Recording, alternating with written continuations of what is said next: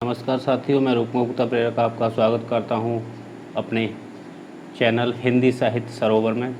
और जैसा कि मैं बात कर रहा था भाषा और व्याकरण की, ठीक है। तो भाषा और व्याकरण से संबंधित मैंने जो है इससे पहले एक इसका जो है भाग बनाया हुआ था, तो उसका ये दूसरा भाग आप कह सकते हैं। अगर मैं इंग्लिश में बात करूँ तो पार्ट 2, ठीक है।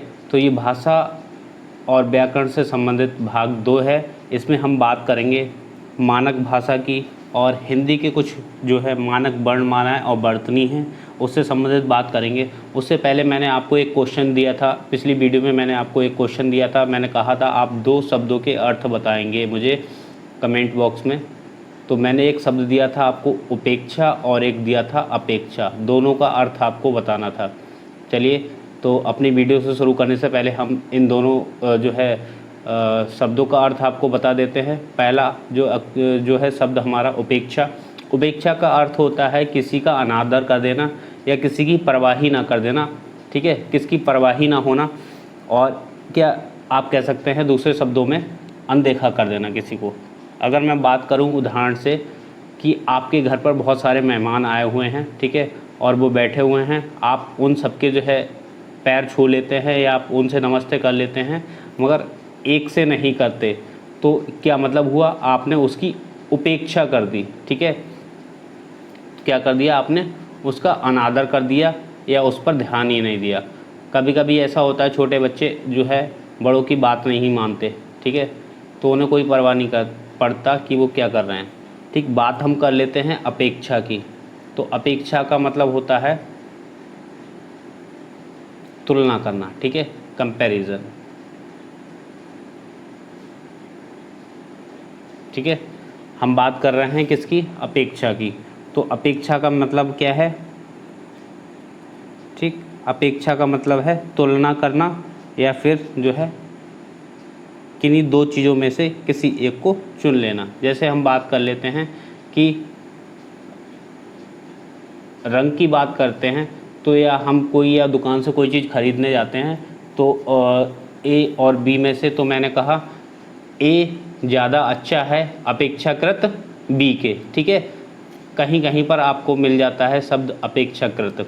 तो अपेक्षाकृत का मतलब क्या है, तुलना में, इसके कंपैरिजन में ये चीज़ ज़्यादा अच्छी है। तो इसका मतलब क्या हो गया, तुलना करना या चुनना, किसी 2 चीज़ों में से चुनना, ठीक है। तो वहाँ ये अपेक्षा शब्द का प्रयोग किया जाता है। बात कर लेते हैं हम आज के टॉपिक की।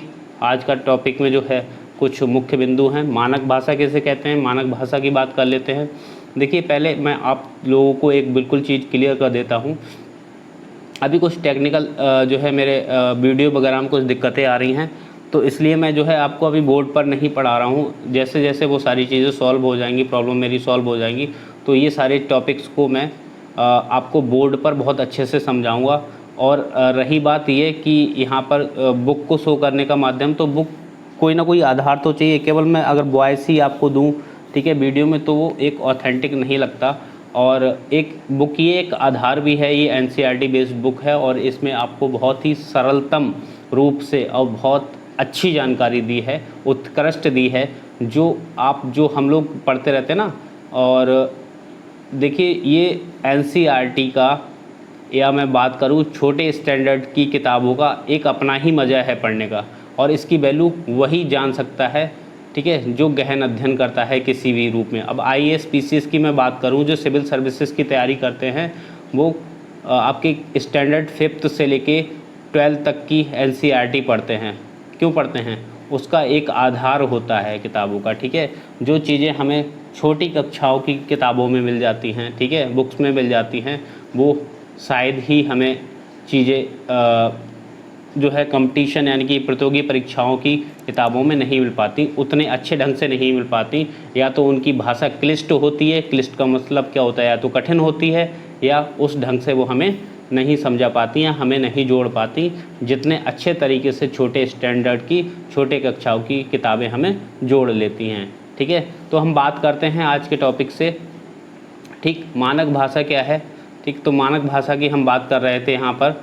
तो देखिए, मानक भाषा जो है स्टैंडर्ड लैंग्वेज, जिसे हम इंग्लिश में क्या कहते हैं, स्टैंडर्ड लैंग्वेज, ठीक है। बात हम कर लेते हैं स्टैंडर्ड लैंग्वेज की। तो भाषा विशेष का प्रयोग विस्तृत भूभाग में होता है। ठीक है, जो भाषा होती है हमारी, ठीक है, पीछे हमने पढ़ा था भाषा और बोली का अंतर, उसमें हमने ये समझ लिया था कि जो है भाषा क्या होती है और बोली क्या होती है। तो भाषा जो है एक विस्तृत भूभाग में बोली जाती है, ठीक है, या प्रयोग की जाती है। बहुत बड़े क्षेत्र में प्रयोग होने के कारण भाषा की उपभाषाओं तथा बोलियों का प्रभाव भाषा पर पड़ता है, जिससे भाषा में एक रूपता बनाए रखना कठिन हो जाता है। ठीक है, अब देखिए अपने क्षेत्र की अगर हम भूभाग की बात करें तो हर जगह पर क्या है, अलग अलग भाषाओं का प्रयोग होता है, अलग अलग बोलियों का प्रयोग होता है। कभी कभी ऐसा होता है कि बहुत सारी भाषाएं इकट्ठी हो जाती हैं, तो क्या है उनमें अंतर करना बड़ा ही कठिन काम हो जाता है। ठीक है, लेकिन भाषा में एक रूपता की आवश्यकता बहुत है। ठीक है, एक रूपता का मतलब क्या है, ठीक है, हम उससे संगठित नहीं कर पाते। ठीक है, उसमें एक रूपता नहीं आ पाती। किसमें बात कर रहे हैं हम, भाषा की। तो देखिए एक रूपता कैसे आएगी भाषा में, तो इसके लिए हमें क्या करना होता है, एक हमें मानक तैयार करना होता है। ठीक है, अगर सपोज डेट हम किसी भी पैमाने की बात कर लेते हैं, तो पैमाना हमें लेना पड़ता है किसी की मेज़रमेंट के लिए। ठीक है, किसी की तुलना के लिए। अगर मैं बात करूं कि अंधेरा, तो अंधेरा तो तभी है जब उजाला है, यानी कि अंधेरे की वैल्यू तो तभी है जब उजाला है, वरना अंधेरा ही होगा तो उजाले की तो कोई वैल्यू नहीं, या फिर अंधेरे की कोई वैल्यू नहीं। ठीक है, तो हर समय एक जैसी चीज़ रहेगी तो उसका कोई भी जो है तुलना नहीं हो सकती, उसका कोई भी पैमाना नहीं हो सकता, उसे मापा नहीं जा सकता। इसीलिए भाषा में भी इसी तरीके से एक रूपता लाने की अत्यंत जो है आवश्यकता होती है। इसी क्रम में इसी एक रूपता को बनाए रखने के लिए भाषा के मानक, ठीक है, जो पैमाना है, मानक रूप की आवश्यकता पड़ती है। ऐसे में क्या होता है कि ऐसे में शिष्ट लोगों द्वारा प्रयुक्त तथा विद्वानों द्वारा स्वीकृत भाषा ही मानक भाषा कहलाती है। अब देखिए अगर आप जो मैं पढ़ा रहा हूँ आपको दूसरी तरफ हिंदी साहित्य, ठीक है, तो हिंदी साहित्य में बहुत सारे विद्वान हैं। अगर मैं बात करूँ, बहुत सारे भाषाविद भी हैं। भाषाविद कौन होते हैं, ठीक है, जिनकी भाषा पर अच्छी पकड़ होती है और भाषा व्याकरण पर जो बहुत सारे किताबें लिख चुके होते हैं, ठीक है, वो भाषाविद कहलाते हैं। ठीक है, साहित्यकार कौन होते हैं, साहित्यकार जो साहित्य की रचनाएं करता है, चाहे वो गद्य में हो चाहे पद में हो। ठीक है, गद्य हमारा होता है जिसे हम इंग्लिश में प्रोज कहते हैं। ठीक है, और पद क्या होता है हमारा, पोइट्री होता है। ठीक है, मगर इसके परिभाषा की बात करें तो देखिए पोइट्री क्या है, पोइट्री में जो भी हम लयात्मक ढंग से जो हम गाने की फॉर्म में, ठीक है, याद कर लेते हैं, गाने के रूप में याद करते हैं, वो हमारा क्या होता है, पद होता है। और जो हम केवल एक कहानी के रूप में या निबंध के रूप में जो रचनाएं होती हैं वो हमारा क्या होता है, गद्य होता है।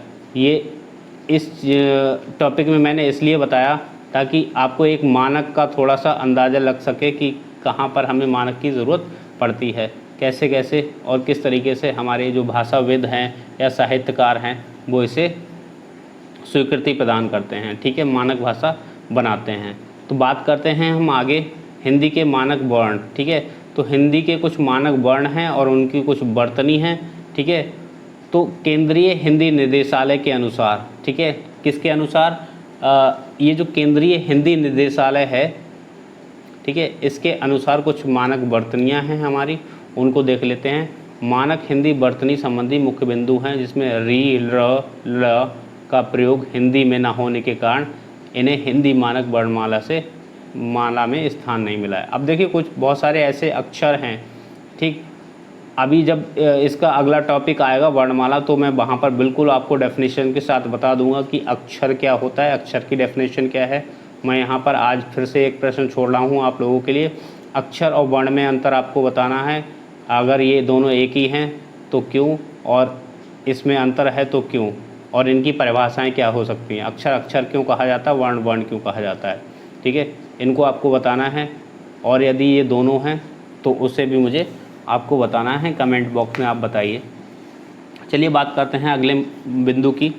तो संयुक्त वर्ण पाई हटाकर घुंडी को आधा कर या तथा जो है हलंत लगाकर बनाए जाते हैं, जैसे बच्चा, पक्का या चिन्ह। ठीक है,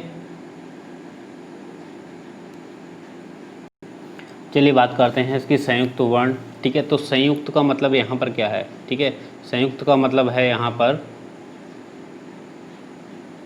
देखिए जितनी भी हमारी जो संयुक्त क्रियाएं हैं, ठीक है, हम बात कर रहे थे यहाँ पर संयुक्त वर्ण की, ठीक है। तो जो संयुक्त वर्ण है वो क्या है, देखिए संयुक्त का मतलब होता है कंप्लीट, पूरा, ठीक है। तो संयुक्त का मतलब क्या होता है, कंप्लीट, ठीक। तो जितने भी जो हमारे संयुक्त क्या हैं, वर्ण हैं, ठीक है, उनमें से पाई, पाई कहते हैं हम किसी भी हिंदी के अक्षर में जो डंडा लगा होता है ना, जैसे हम कहते हैं स्टैंडिंग लाइन इंग्लिश में, जैसे कि का, ठीक है, ये का हमारा पूरा संयुक्त है, ठीक है, ये कंप्लीट अक्षर है या वर्ण है, ठीक है। अब इसमें क्या करना है हमें, इसे हम पाई से अलग करते हैं, ठीक है। तो ये आधा का इस तरीके से हो गया, ऐसे ही हम चा को जब अलग करेंगे तो ये आधा चा ऐसे हो गया, तो इसकी पाई हटा दी तो ये, ठीक है, इस तरीके से इसकी हमने पाई हटा दी तो ये रह जाएगा आधा चा, और इसमें पाई लगा दी तो ये पूरा चा बन जाएगा, ठीक है। तो इस तरीके से होते हैं हमारे संयुक्त वर्ण। अब देखिए संयुक्त वर्ण पाई हटाकर घुंडी को आधा कर हलंत लगाकर बनाए जाते हैं, ठीक है। अब देखिए इनमें से हटा दिया है और इसके उदाहरण आपको बच्चा पक्का और चिन्ह दे दिए हैं। चलिए बात करते हैं अगले बिंदु की। विभक्ति चिन्ह संज्ञा से पृथक और सर्वनाम में मिलाकर लिखे जाएंगे। अब देखिए विभक्ति चिन्हों की बात कर लें तो देखिए विभक्ति चिन्ह यहाँ पर क्या है, संज्ञा, संज्ञा में देखिए राम, राम को, अब देखिए को यहाँ पर क्या करा, अलग कर दिया, ठीक है, राम से को अलग कर दिया, राम अलग लिखा है, मगर सर्वनाम में क्या होगा, को उसमें जोड़कर लिखा जाएगा, देखिए उसके बाद उसमें को जोड़ दिया, ठीक है, ये क्या है हमारे विभक्ति चिन्ह, ठीक है। बात कर लेते हैं अगले बिंदु की। संयुक्त क्रियाएं पृथक लिखी जाएंगी, जो भी हमारी संयुक्त क्रियाएं हैं, ठीक है, जो पूर्ण क्रियाएं हैं, ठीक है, वो कैसे लिखी जाएंगी, पृथक लिखी जाएंगी। पृथक का मतलब होता है अलग अलग लिखी जाएंगी, जैसे पढ़ चुका है, ठीक है, ये हमारी क्रिया है और ये अलग लिखी गई है। बात करते हैं अव्यय की, अव्यय पृथक लिखे जाएंगे, ठीक है, ये भी अलग लिखे जाएंगे, जैसे उनके साथ यहाँ तक, ठीक है। ये जितने भी टॉपिक्स में ये जो शब्दावली का प्रयोग हो रहा है, अव्यय, संयुक्त, ये सभी के सभी हम वर्णमाला में आगे इन्हें विस्तार से पढ़ेंगे। अभी टॉपिक लंबा हो जाएगा, इसलिए जो है मैं आपको यहाँ पर एक शॉर्ट में एक पूरी रूपरेखा बना देता हूँ भाषा और व्याकरण की, ठीक है, जिससे आप बोर भी नहीं होंगे और टॉपिक भी अच्छे से चलता चला जाएगा। श्री जी आदि भी अलग अलग लिखे जाएंगे, ठीक है, श्री वर्मा, वर्मा जी, ये भी अलग अलग लिखे जाते हैं, ठीक है। बात करते हैं क्रिया विशेषण अव्यय आदि में या वा की जगह स्वरात्मक, ठीक है, प्रयोग किए जाएं, जैसे कि नई, नई, ठीक है। अब या की जगह ई का प्रयोग होगा, ठीक है, ये चीज़ समझनी है हमें। बात करते हैं आगे, हुआ, हुआ की जगह हुआ, ठीक है, आ का यूज़ करना है। किए की जगह किए, आए, नई, हुआ आदि मानक रूप हैं, ठीक है। अब ये भाषा कैसे शुद्ध होगी हमारी, तो उस पर ये काम, ठीक है, करते हैं हम किसकी मदद से, व्याकरण की मदद से। जो भी हम लिखते हैं हमने लिखा कैसा है, ठीक है, इसकी जांच कौन करता है, इसकी पड़ताल करती है व्याकरण, ठीक है। कोई भी, चाहे वो इंग्लिश की ग्रामर हो या हिंदी की व्याकरण, ठीक है, भाषा को शुद्ध रूप प्रदान करने के लिए हमें व्याकरण की आवश्यकता पड़ती है। कहीं ना कहीं मैंने आपको परिभाषा भी बता दी भाषा और व्याकरण की, ठीक है। चलिए बात करते हैं, जहाँ या शब्द का मूल तत्व हो वहाँ वह या ही रहेगा, ठीक है। जहाँ मूल तत्व में या आ जाए तो वहाँ ये या जो है या ही रहेगा, जैसे स्थायी, अव्ययी भाव, ठीक है। तो इस तरीके से जो है वो अक्षर वही रहेंगे, ठीक। बात कर लेते हैं आगे,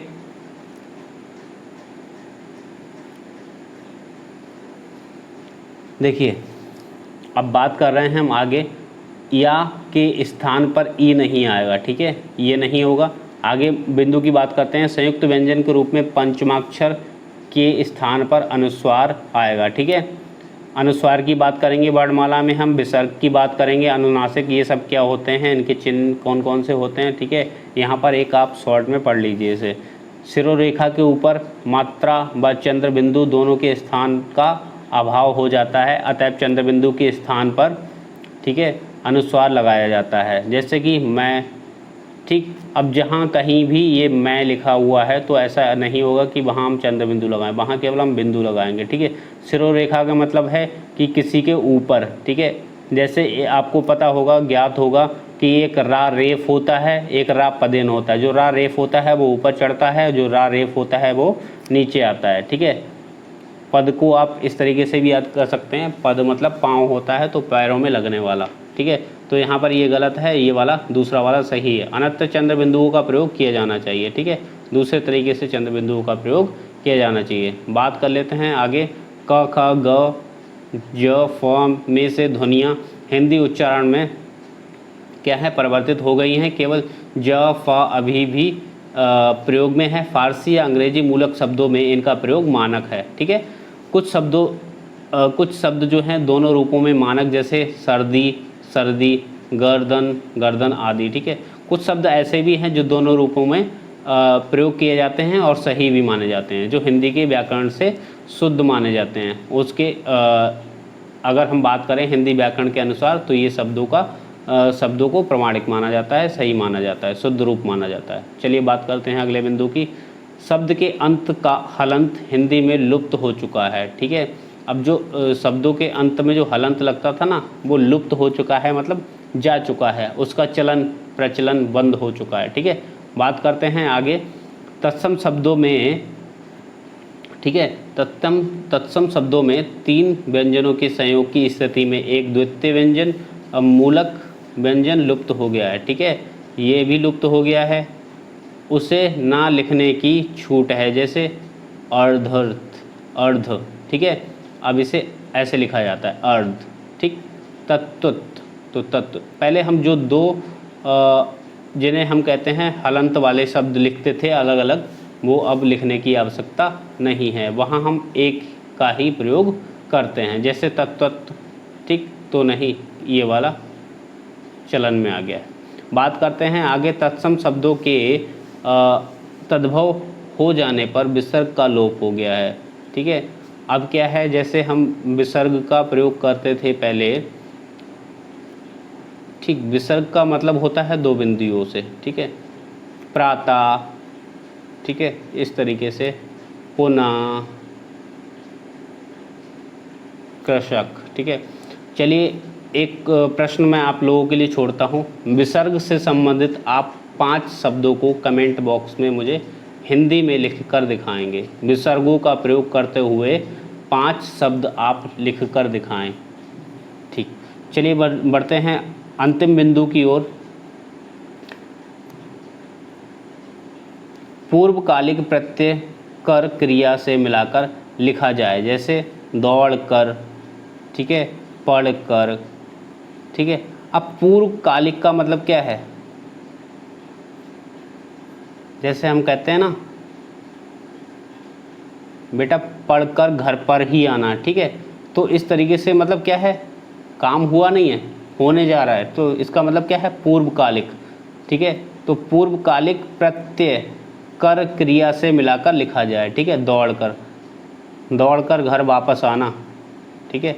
तो इस तरीके से जितनी भी हैं तो इनमें कर का प्रयोग होगा। बाकी जितने भी आपके डाउट हैं वो आगे टॉपिक में मैं बिल्कुल ही क्लियर कर दूंगा। अगर आपको लग रहा होगा कि मैंने कहीं पर कुछ चीज़ें छोड़ी हैं तो हो सकता है मैंने वो जानबूझकर छोड़ी हों। ठीक है।